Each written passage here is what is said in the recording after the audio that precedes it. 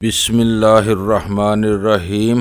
گمنام ہیرو کے معزز ناظرین، السلام علیکم۔ آئیے چلتے ہیں کہانی کی طرف۔ مظفر پور سے پٹنہ کا سفر کیسے طے ہوگا؟ دل نے کہا اللہ تعالیٰ ضرور کوئی نہ کوئی وسیلہ بنا دے گا۔ اس مرحلہ پر ایک مرتبہ پھر آزادی اور وطن پہنچنے کی شدید خواہش نے حوصلہ افزائی کی۔ میں جان بوجھ کر بازار سے کچھ پھل وغیرہ خرید کے ساتھ لے آیا تھا۔ یہ بیچارے سفید پوش سے لوگ تھے، میرے اس جذبے نے انہیں ضرورت سے زیادہ ہی متاثر کر دیا تھا۔ میں نے اپنی بہاری میزبان کو رات سونے سے پہلے بتایا کہ میں اب مظفر پور جاؤں گا اور وہاں سے پھر پٹنہ کی طرف لوٹوں گا۔ میں نے اسے بتایا کہ مظفر پور میں میرا ایک دور پار کا عزیز بھی رہتا ہے، ممکن ہے وہ مجھے مل جائے تو میں اس سے کچھ رقم لے کر واپس بہار لوٹ آؤں اور بھائی کی تلاش کا سلسلہ جاری رکھوں۔ اس نے جٹ مجھے اپنے بھائی کے پاس پہنچنے کی تاکید کی اور بتایا کہ وہ اس سلسلے میں میری ہر ممکنہ معاونت کرے گا۔ میں نے بزرگ بہاری کا شکریہ ادا کیا۔ دوسرے روز الگ صبح وہ مجھے ٹرین پر بٹھا کر آ گیا۔ روانگی سے پہلے میں اس کے بھائی کشوری لال کے نام تعارفی خط لینا نہیں بھولا تھا۔ ٹرین نے رات ڈلے مجھے مظفر پور اور اگلے روز پٹنہ پہنچا دیا۔ میں نے اتنی رات گئے کشوری لال کو تنگ کرنا مناسب نہ سمجھا اور وہیں پلیٹ فارم کے ایک کونے میں بیٹھ گیا۔ پٹنہ خاصا بڑا شہر تھا، یہاں ٹرینوں کی آمد و رفت لگی رہتی تھی اور بانت بانت کے لوگ بھی پلیٹ فارموں پر دکھائی دے رہے تھے۔ میں نے صبح تک کا وقت جیسے تیسے یہاں گزارا۔ جمع شدہ رقم کام آ رہی تھی۔ خدا نخواستہ میں خالی ہاتھ ہوتا تو ابتدا ہی میں مشکلات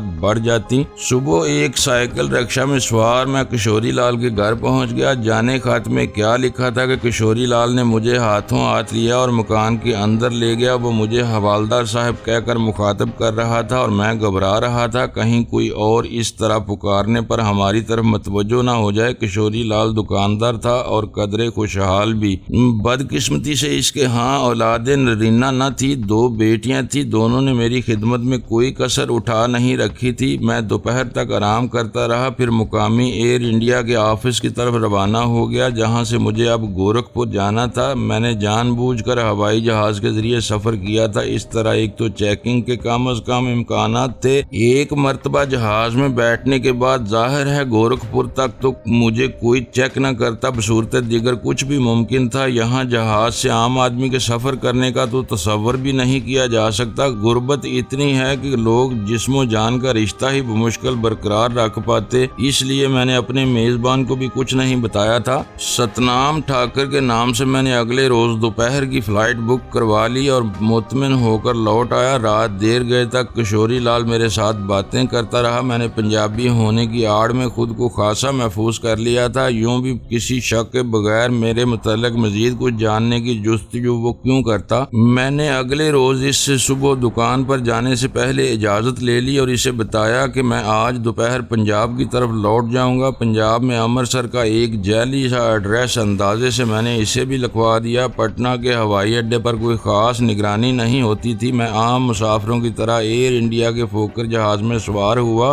خدا کا شکر تھا کہ پرواز بروقت تھی اور جہاز بھی بحفاظت منزل مقصود تک پہنچ گیا، وگرنہ اس کی حالت دیکھ کر کوئی سوچ بھی نہیں سکتا تھا کہ یہ جہاز 2 گھنٹے کی مسلسل اڑان کے قابل ہے۔ میں نے احتیاطاً ایک خوبصورت چھوٹا سا بیگ پٹنہ سے خرید لیا تھا۔ کپڑے مناسب تھے اور آنکھوں پر لگی رنگین چشموں کی اینک نے مجھے خاصا معزز بنا دیا تھا۔ میں نے فرار کے بعد سے شیو نہیں کروائی تھی اور آئندہ بھی ایسا کوئی ارادہ نہیں رکھتا تھا۔ گورکھپور اتر کر میں شہر چلا آیا اور پھر پیدل ہی مٹر گشت کرنے لگا۔ ذہن میں یہ بات ضرور تھی کہ یہاں نگرانی سخت ہوگی کیونکہ نیپال کی طرف بھاگنے والے لوگ زیادہ تر یہی راستہ اختیار کرتے تھے۔ بہت کم لوگ بھوٹان کی طرف سے نیپال جاتے تھے۔ اب میرے راستے میں بظاہر 2 چھوٹے اسٹیشن تھے، پھر میں آزاد تھا۔ بازار میں گھومتے ہوئے میری نظر ٹورسٹ انفارمیشن آفس پر پڑی اور یہاں سے کچھ مفت لٹریچر حاصل کر لیا۔ اب مجھے زیادہ پیسوں کی ضرورت تو نہیں تھی لیکن ضرورت بہرحال تھی۔ شہر کے ایک معمولی سے مسافر خانے میں قیام کیا اور صبح مقامی بس سٹینڈ سے بال رام پور جانے والی بس میں سوار ہو گیا۔ یہ بس بھارت کے آخری سرحدی شہر کی طرف جا رہی تھی اور سفر بھی خاصا لمبا تھا۔ گورکھپور سے جیسے ہی بس نکلی میں نے ایک مرتبہ پھر خدا کا شکر ادا کیا۔ پہلا بڑا سٹاپ پدروانا تھا۔ بس جیسے ہی سٹینڈ میں داخل ہوئی اسے سفید کپڑوں میں ملبوس پولیس نے گھیر لیا۔ ایک مرتبہ تو میرا دل دھک سے رہ گیا۔ دل ہی دل میں خدا سے دعا مانگنے لگا کہ جیسے اس نے پچھلے تمام راستے میں مہربانی فرمائی ہے، آئندہ مجھ ناقص پر اپنی رحمت کا سایہ فگن رکھے۔ اترنے والی ہر سواری کا وہ گہری نظروں سے جائزہ لے رہے تھے۔ بس یہاں کچھ دیر ٹھہرتی تھی لیکن میں نے باہر جانے کا خطرہ مول نہ لیا۔ احتیاطاً ایک ہندی اخبار میں نے خرید لیا، وہی آنکھوں کے سامنے پھیلا کر بیٹھ گیا۔ میرے پلے تو کیا خاک پڑتا، یہ ضرور ہوا کہ سفید پوش پولیس والوں کے اور میرے درمیان کاغذ کی ایک دیوار ضرور تن گئی۔ بس میرے علاوہ مشکل 2-3 مرد ہی اور تھے، وہ بھی بچوں کے ساتھ مصروف۔ کھڑکی سے چمٹے ایک چائے والے سے میں نے چائے کا ایک گلاس خریدا اور وہیں بیٹھ کر زہر مار کرنے لگا۔ خدا خدا کر کے بس چلی۔ اب دوسرا بڑا سٹاپ بانسی تھا۔ یہاں بھی اسی طرح بس کو چیک کیا گیا اور گزشتہ سٹاپ والی حکمت عملی یہاں بھی میرے کام آئی۔ اب میرا آخری سٹاپ بال رام پور آنے والا تھا۔ ایک بات تو طے شدہ تھی، میں نے اپنے دل میں پکا ارادہ کر لیا تھا کہ زندہ کبھی بھارتی فوج کے ہاتھ نہیں آؤں گا۔ بال رام پور سرحدی شہر ہونے کے سبب کڑی نگرانی میں تھا، خصوصاً اس طرف سے لوگوں کے فرار ہونے کی اطلاعات نے بھی بھارتی انٹیلیجنس کو خاصا چوکنا کر دیا تھا۔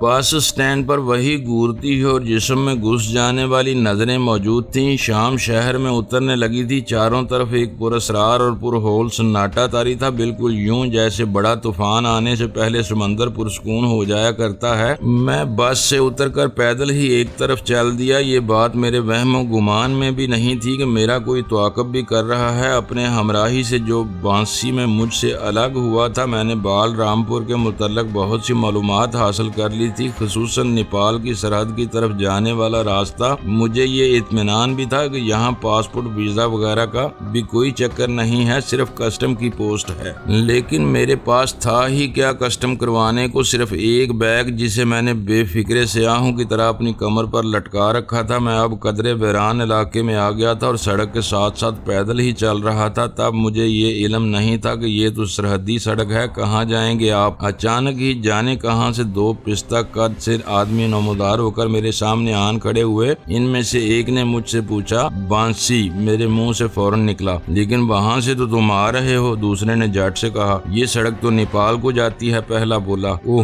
سوری، دراصل میں پہلی مرتبہ آیا ہوں، مجھے بس سٹینڈ کی طرف جانا ہے۔ میں نے سنبھل کر کہا۔ میرا دل دھک دھک کر رہا تھا لیکن ذہنی طور پر میں کسی بھی قسم کی صورتحال کا مقابلہ کرنے کے لیے تیار تھا۔ آؤ ہم تمہیں بس سٹینڈ تک پہنچا دیں، ایک نے کمال مکاری سے کہا۔ ضرور جاؤں گا تمہارے ساتھ کمبختو، کہاں سے آن مرے ہو؟ میں نے دل ہی دل میں کہا۔ ایک لمحے کا ضیاع بھی میرے لیے کیا قیامت ڈال سکتا تھا، اس کا مجھے بخوبی احساس تھا۔ یہ لوگ ظاہر ہے مجھ پر شک کر رہے تھے اور مجھے شاید یہاں سے کہیں اور لے جا کر چیک کرنا چاہتے تھے، اور معمولی سی چیکنگ بھی میری اصلیت کا بانڈا پھوڑ دیتی۔ شکریہ کہہ کر میں نے تیزی سے ان کی طرف رخ بدلا کہ میری قریب کھڑا ہوا سیکیورٹی والا تو بالکل گڑبڑا کر رہ گیا۔ میری یہ حرکت 100% ارادی اور طے شدہ پلان کے مطابق تھی۔ جیسے ہی ان میں سے ایک چونکا، میری ٹانگ اپنی جگہ سے اٹھی اور میں نے پورے زور سے سامنے والے کے پیٹ کو نشانہ بنایا۔ وہ تو پیٹ پر ہاتھ رکھ کر الٹ پڑا۔ دوسرے کی گردن پر میرا ایک ہی ہاتھ ایسا پڑا کہ اگلے 2-3 گھنٹے تک اس کے ہوش میں آنے کے امکانات نہیں تھے۔ اس کے ساتھ ہی میں نے اس کی طرف دیکھے بغیر سرحد کی طرف دوڑ لگا دی۔ یہاں کوئی باقاعدہ سرحدی فوج یا سیکیورٹی نظام نہیں تھا، اس بات کی مجھے بہرحال تسلی تھی۔ ابھی بمشکل چند قدم بھاگا تھا کہ ایک فائر کی آواز سنائی دی۔ اگلے ہی لمحے مجھے اپنے بازو میں انگارہ گھس جانے کا احساس ہوا۔ گردن گھما کر دیکھا تو میں سناٹے میں آ گیا۔ میرے اندازوں کے برعکس جس شخص کے پیٹ پر لات ماری تھی وہ بہت سخت جان ثابت ہوا اور اب پیٹ پر ہاتھ رکھے ہوئے دوسرے ہاتھ سے فائرنگ کر رہا تھا۔ سوائے بھاگنے کے کوئی چارہ نہیں تھا۔ میں دیوانہ وار بھاگ رہا تھا اور وہ دیوانہ وار میرے تعاقب میں فائرنگ کر رہا تھا۔ یہ الگ بات کہ اس کی گولیاں اب میرا کچھ نہیں بگاڑ سکتی تھی۔ پہلے بھی میں غلط فہمی کا شکار ہوا تھا۔ میں اب سرکنڈوں میں گھس گیا تھا اور اندر ہی اندر بھاگتا چلا جا رہا تھا۔ اس کے دوبارہ پستول لوڈ کرنے تک میں اس کی رینج سے باہر نکل چکا تھا اور یہ بھی جانتا تھا کہ کچھ بھی ہو کم از کم چند منٹ تک وہ اپنے قدموں پر کھڑا ہونے کے قابل قابل نہیں ہو سکے گا اور یہی چند منٹ مجھے درکار تھے۔ میں اندازے سے بھاگتا چلا جا رہا تھا، میرے بازو سے خون مسلسل جاری تھا۔ ایک پناہ گاہ میسر آنے پر میں ایک درخت سے ٹیک لگا کر بیٹھ گیا۔ میرے بائیں بازو پر گولی لگی تھی۔ جرسی اور قمیض اوپر اٹھا کر دیکھا، خون فوارے کی طرح بہہ رہا تھا، لیکن فوجی زندگی کے تجربے نے بتا دیا تھا کہ گولی بازو کے اندر نہیں گھسی، شاید گہرا گھاؤ لگا کر پھسلتی چلی گئی ہے۔ میں نے خدا کا شکر ادا کیا، کم از کم ہڈی تو محفوظ رہی تھی۔ بیگ میں رکھی واحد بنیان پھاڑ کر میں نے قمیض کے اوپر سے ہی کس کر پٹی باندھ لی۔ اس طرح کم از کم خون تو بہنے سے رک گیا تھا، لیکن درد رکنے کی بجائے بڑھتا چلا جا رہا تھا۔ میں نے وہاں رک کر وقت ضائع کرنے کے بجائے آگے قسمت آزمائی کا فیصلہ کر لیا، کیونکہ یہاں کم از کم مجھے طبی امداد میسر نہیں آ سکتی تھی۔ بازو لٹکانے سے چونکہ خون بہنے کا اندیشہ تھا، اس لیے میں نے اپنے گلے میں بنیان لٹکا کر زخمی بازو کو گلے کا ہار بنا لیا تھا۔ خیریت گزری اور میں جیسے تیسے رات کے پہلے پہر ہی میں سرحد عبور کر گیا۔ اس کا احساس مجھے اس سفید رنگ کی برجی سے ہوا جس پر تیر کے ایک نشان سے بھارتی اور نیپالی علاقے کی نشاندہی کی گئی تھی۔ نیپال کی سرحد میں داخل ہونے کا احساس ہی اتنا تقویت بخش تھا کہ مجھے اپنے بازو کا درد بھی بھول گیا۔ میری آنکھیں بے اختیار تشکر کے آنسوؤں سے لبریز ہو گئیں۔ مجھے بتایا گیا کہ یہاں کی غالب آبادی مسلمان ہے، اور میرا یہ ایمان تھا کہ ایک مسلمان خواہ دنیا کے کسی بھی کونے میں آباد ہو اور کیسے ہی نظریات کیوں نہ رکھتا ہو، اس کے دل میں کہیں نہ کہیں اپنے مسلمان بھائی کا درد بھی موجود رہتا ہے۔ میرا دل کہتا تھا کہ یہاں مجھے ضرور مدد میسر آئے گی۔ میں اندازے سے ایک طرف چل رہا تھا۔ رات کا شاید آخری پہر تھا جب مجھے دور سے ایک گاؤں کے آثار دکھائی دینے لگے۔ پاؤں پھوٹ رہی تھی جب میں اس گاؤں میں داخل ہوا۔ اپنے بازو کے درد پر میں نے صرف مضبوط قوت ارادی کے بل بوتے پر ہی قابو پا رکھا تھا۔ درد نے تو مجھے تڑپا دینے کے لیے کوئی کسر نہیں چھوڑی تھی۔ آپ میری خوشی کا اندازہ نہیں کر سکتے جب مجھے یہاں ایک سمت سے اذان کی آواز سنائی دی۔ بے اختیار میرے قدم اس طرف اٹھ گئے۔ مسجد ایک چھوٹے سے چھپر تلے صفیں بچھا کر ترتیب دی گئی تھی۔ یہاں ایک بوڑھا مسلمان اذان دے رہا تھا۔ میری شکل پر نظر پڑتے ہی اس کے چہرے پر ہمدردی کے آثار نمودار ہویدا ہوئے۔ اس نے میرے سلام کا جواب بڑی شفقت سے دے کر اردو زبان میں میرا حال پوچھا۔ میں بے جان سا ہو کر ایک طرف بیٹھ گیا۔ اس اثناء میں 2-3 نمازی وہاں آ گئے۔ ان سب کے پاس میرے لیے ہمدردی تھی اور یہی مجھے درکار تھا۔ بنگال سے آئے ہو ایک بزرگ نے دریافت کیا۔ میں نے اسبات میں سر ہلا دیا۔ گھبرانا نہیں، تم اپنوں میں اور محفوظ ہو، دوسرے بزرگ نے مجھے حوصلہ دیا۔ نماز سے فراغت پا کر وہ لوگ مجھے ایک مقامی حکیم صاحب کے پاس لے آئے۔ اس علاقے میں کسی ہسپتال یا ڈاکٹر کا تو تصور بھی نہیں کیا جا سکتا تھا۔ حکیم صاحب نے میرے زخم پر کچھ سفوف چھڑک کر ایک میلی سی پٹی باندھ دی اور کھانے کو کچھ گولیاں بھی دے دیں۔ ان لوگوں کی زبانی مجھے علم ہوا کہ جو لوگ بنگلہ دیش سے بھاگ کر آتے ہیں، انہوں نے یہاں نزدیک ہی ایک قدرے بڑی مسجد میں کیمپ لگا رکھا ہے اور وہیں سے پھر آگے بیر ادا جانے کے لیے بس ملتی ہے جہاں سے کھٹمنڈو کو راستہ جاتا ہے۔ میں نے ایک نوجوان کی رہنمائی میں اس طرف چل دیا۔ روانہ ہونے سے پہلے ایک بزرگ نے مجھے اپنے گھر لے جا کر ناشتہ کروایا۔ یہ نوجوان ان کا بیٹا تھا۔ اس کے ساتھ روانہ کرنے سے پہلے انہوں نے مجھے ایک کونے میں لے جا کر کہا، بیٹا، ایک مسلمان ہونے کے ناطے ہمیں تمہاری جو خدمت کرنی چاہیے افسوس نہیں کر سکتے۔ مشرقی پاکستان صرف پاکستان کا نہیں، عالم اسلام کا دکھ ہے۔ ہمارے دل بھی اس پر خون کے آنسو رو رہے ہیں۔ بیٹا، بظاہر تو تم اس ملک میں محفوظ ہو، لیکن خیال رکھنا کہ یہاں بھارتی انٹیلیجنس کا جال بچھا ہوا ہے۔ کسی پر آنکھیں بند کر کے اعتبار نہ کرنا۔ خدا تمہارا حامی و ناصر ہو۔ میں نے ان کا شکریہ ادا کیا اور دل میں ان کے لیے عقیدت و احترام کے جذبات لیے چل دیا۔ قریباً 5 میل کی دوری پر وہ مسجد تھی جسے ہم اب پناہ گزینوں کے کیمپ کی حیثیت حاصل ہو چکی تھی۔ میں دل ہی دل میں معظم اور عظمیٰ کے یہاں مل جانے کی دعائیں مانگتا اسی طرف جا رہا تھا۔ کیمپ سے کچھ فاصلے پر مجھے کچھ آدمی باہر ایک نالے کے نزدیک کھڑے دکھائی دیے۔ معظم اچانک ایک شکل دیکھ کر میرے منہ سے بے اختیار چیخ نکل گئی۔ معظم بھاگتا ہوا مجھ تک پہنچا اور بغل گیر ہو گیا۔ اس نے بے چینی سے میرا حال دریافت کیا اور میں نے معمولی زخم کہہ کر اسے ٹال دیا۔ عظمیٰ کہاں ہے؟ میں نے بے قراری کے عالم میں دریافت کیا۔ ہم دونوں اب مسجد کے صحن تک پہنچ گئے تھے۔ معظم نے میری طرف زخمی نظریں اٹھائیں اور بولا، میرے پاس تمہارے سنانے کے لیے کوئی اچھی خبر نہیں ہے۔ اس کے منہ سے نکلے الفاظ برچھی کی طرح میرے کلیجے میں اتر رہے تھے۔ میں تصویر حیرت بنا ٹکر ٹکر معظم کی طرف دیکھ رہا تھا۔ نہ جانے کس طاقت نے میری آنکھیں کھلی اور ذہن بیدار رکھا ہوا تھا، ورنہ تو میری تمام حسیات کو ایک ایک کر کے موت آ چکی تھی۔ جو بات وہ کہنے جا رہا تھا میں نے اس کا ادراک کر لیا۔ ایک فوجی کی حیثیت سے میں ذہنی طور پر اس کی بات سننے کے لیے تیار بھی تھا، لیکن آج بھی حیرت ہوتی ہے کہ میں اس خبر کو سن کر زندہ کیسے رہا۔ کاش زندہ رہنا یا مر جانا کوئی اختیاری عمل ہوتا۔ مجھے افسوس ہے ہم تمہاری امانت کی رکھوالی نہ کر سکے۔ معظم کی آنکھیں کہیں دور خلاؤں میں گم شدہ لمحہ تلاش کر رہی تھی۔ اسے دراصل ابھی تک یہ اندوہناک حادثہ جو میرا نصیبہ بن چکا تھا مجھ تک منتقل کرنے کے لیے مناسب الفاظ نہیں مل رہے تھے۔ اصل میں جس طرح زمین کو اپنے مدار سے الگ نہیں کیا جا سکتا، جس طرح مناظر فطرت ماحول سے جڑے ہوتے ہیں، بالکل اسی طرح کچھ لوگ اپنی زمین اور ماحول کا جزو ہو کر رہ جاتے ہیں۔ وہ اپنی اصل سے ہٹ نہیں سکتے۔ اس طرح وقت کی نبضیں ساخت ہو جاتی ہیں، ان کے بغیر اس ماحول کو موت آ جاتی ہے۔ بس اس طرح تھی عظمیٰ۔ بہت مضبوط بندروں نے جکڑ رکھا تھا اسے۔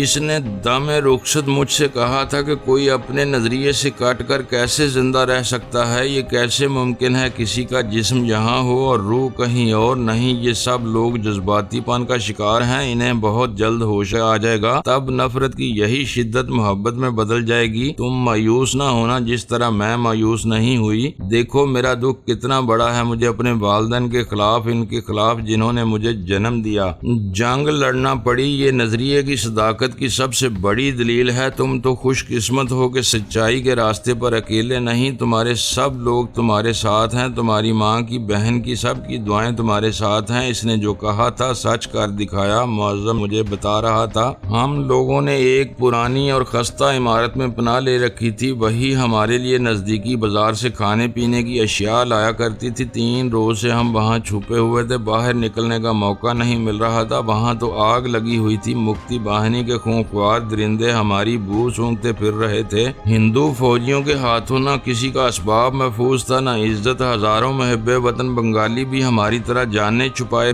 پڑے تھے، کوئی یہاں کوئی وہاں۔ اس منحوس رات کو جب ہم وہاں سے نکلنے کے لیے پر تول رہے تھے، اچانک ہی مکتی باہنی کے بیڑیوں نے ہمیں گھیر لیا۔ ان لوگوں نے وارننگ دی کہ مقامی اور غیر مقامی الگ ہو جائیں۔ بنگالیوں سے کہا گیا کہ وہ باہر آ جائیں۔ ہمارے ساتھ 15 بنگالی مرد اور عورتیں تھیں، ایک ایک کر کے باہر نکل گئے، لیکن اتنا کہہ کر معظم چپ ہو رہا۔ اس کی آنکھیں کسی بھی لمحے چھلک جانے کو تیار تھیں۔ یوں دکھائی پڑتا تھا جیسے اس نے بڑے جبر سے آنسوؤں کے تیز دھارے کے سامنے ضبط کا بند باندھ رکھا ہے، لیکن ہزار ضبط پر بھی اس کا گلا رند گیا۔ شیر افغن یار، وہ بڑی عجیب لڑکی تھی، بڑی بہادر لڑکی تھی وہ۔ ہم سے زیادہ اس نے باہر جانے سے انکار کر دیا۔ مصلحت کوش تو تھی ہی نہیں وہ۔ میں نے اسے حالات کی نزاکت کا احساس دلایا، اسے سمجھایا کہ وہ اپنی جان بچا سکتی ہے، ہمارے ساتھ رہنے پر سوائے موت کے اور کچھ نہیں اسے ملنے والا۔ لیکن اس نے ہماری ایک نہیں سنی، وہ ایک ہی بات کہتی رہی۔ اس نے مجھ سے کہا تھا معظم بھائی، میں نے سب کچھ کھو کر ایک شناخت اپنائی ہے، مسلمان اور پاکستانی کی شناخت۔ تم چاہتے ہو کہ اب اسے بھی کھو دوں، اس سے بھی دستبردار ہو جاؤں؟ نہیں معظم بھائی، اگر میں نے یہی سودا کرنا ہوتا تو بہت پہلے کر لیتی۔ اب تو میری قربانیاں، میری جدوجہد ثمر آور ہونے لگی ہے۔ جب مجھے ریاستوں کا انعام ملنے کا وقت آیا ہے تو تم مجھے روک رہے ہو، یہ کیسے ممکن ہے؟ لیکن تمہارے ساتھ ایک اور زندگی بھی وابستہ ہے عظمیٰ، تم کسی کی امانت ہو۔ میں نے تمہاری حفاظت کا فریضہ سنبھالا ہے۔ اگر زندہ بچ کر کبھی شیر افغن تک پہنچ ہی گیا تو اس سے کیا منہ دکھاؤں گا؟ میں نے کہا ان سے کہیے گا کہ بس میرا ان کا ملاپ اتنا ہی تھا، بالکل ایسے ہی جیسے ایک منزل کے مسافر راستے کے کسی موڑ پر کچھ دیر کے لیے چلیں اور الگ ہو جائیں، بس اتنی ہی مسافت ہمیں مل کر پاٹنا تھی، اس کے بعد ہمیں الگ ہو جانا تھا۔ اس نے بڑے مضبوط ارادے سے جواب دیا۔ میں نے اپنی سی کوشش کر ڈالی لیکن وہ نہیں مانی۔ وہ بہت عظیم لڑکی تھی یار، معظم نے کہا۔ اس کا گلا روند گیا۔ میں ٹکر ٹکر اس کا منہ دیکھ رہا تھا۔ اس کی آنکھوں کی پتلیاں آنسوؤں کی تپش سے سلگنے لگی تھیں۔ ضبط کا یارہ نہیں رہا تھا اس میں۔ آنسو اس کے گالوں سے بہہ کر اس کے دامن کو بھگو رہے تھے، لیکن مجھے تو جیسے ستا ہو گیا تھا۔ ہاں، اس نے آخری لمحے مجھ سے درخواست کی تھی کہ ایک رکا کسی طرح تم تک پہنچا دوں۔ یہ کہتے ہوئے اس نے اپنی جیب سے ایک بوسیدہ سا لفافہ نکال کر مجھے تھما دیا۔ میں نے کسی میکان کی عمل کے تابع وہ لفافہ اپنے ہاتھ میں تھا۔ تھام لیا۔ شیر افغان معاف کر دینا یار، بہت کوشش پر بھی اسے نہیں بچا سکا۔ ہمارے پاس صرف ایک پستول تھا۔ ہم 6 آدمی اور 3 عورتیں رات کے اندھیرے میں مکان کے پچھلے دروازے سے باہر نکلے۔ میرے تمام ساتھی جانتے تھے کہ گرفتاری کی صورت میں انہیں ایک ذلت امیز موت کا سامنا کرنا پڑے گا، بصورت دیگر بھی موت تھی، لیکن اس لمحے عظمیٰ نے ہمارے دلوں میں آگ لگا دی تھی۔ وہاں کوئی بھی ذلت امیز موت کو گلے لگانے کے لیے تیار نہیں تھا۔ ہم نے اس سے پہلے مشرقی پاکستان کی سڑکوں، گلیوں، بازاروں، کھیتوں اور کھلیانوں میں پاکستانیوں کے بے گور و کفن لاشیں جس عبرت ناک حالت میں دیکھے تھے، اس کے بعد تو یوں ہی زندہ رہنے کی خواہش دم توڑ چکی تھی۔ منصوبہ بنا کہ پہلے عورتیں باہر نکلیں پھر مرد، سب سے آخر میں مجھے باہر جانا تھا۔ میرے اندازے کے مطابق مکان کی یہ سمت محفوظ تھی اور ہم اندھیرے کا فائدہ اٹھا کر باہر نکل سکتے تھے۔ ایک دوسرے کو خدا کے حوالے کر کے ہم ایک ایک کر کے الوداع ہو رہے تھے۔ ابھی 2 عورتیں ہی باہر نکلی تھی کہ فائرنگ شروع ہو گئی۔ میں بے قراری کے عالم میں باہر لپکا اور باہر نکلتی عظمیٰ کا بازو پکڑ کر ایک طرف چھلانگ لگا دی۔ فائرنگ کی سمت کا اندازہ نہیں ہو پا رہا تھا، شاید کوئی بدمست مکتی باہنی کا درندہ اندھا دھند فائرنگ کر رہا تھا۔ میں عظمیٰ کا بازو پکڑ کر بھاگ رہا تھا۔ بمشکل چند گز ہی بھاگے تھے کہ اس کے منہ سے کراہ نکلی، اس کے ساتھ ہی اس کا بدن ڈگمگایا۔ میرے سنبھالتے سنبھالتے وہ زمین بوس ہو گئی۔ شیر افغان، میں نے جھک کر دیکھا، اس کے سینے میں پورا برسٹ لگا تھا۔ اس کے منہ سے اللہ پاکستان ہی نکل پایا اور معظم کے تعلق کو موت آ گئی۔ اس کے بعد وہ کچھ نہ کہہ سکا اور سسکیاں بھرنے لگا۔ مجھے زندگی کا احساس ان گرم آنسوؤں نے دلایا جو اب میرے گالوں سے پھسل کر دامن تک گرنے لگے تھے۔ مجھے اپنے قدم زمین سے اکھڑتے محسوس ہو رہے۔ معزز ناظرین، لائک کریں، شیئر کریں اور کمنٹس باکس میں پاک آرمی زندہ باد، پاکستان پائندہ باد کا نعرہ ضرور درج کر کے اپنے ملک پر فخر کریں اور پاکستان کی بنیادیں مضبوط کرنے میں اپنا کردار ادا کریں۔ ویڈیو دیکھنے کا شکریہ۔ معزز ناظرین، اپنا خیال رکھیے گا اور ہمارے چینل کا بھی۔ ISI پاک آرمی زندہ باد، پاکستان پائندہ باد۔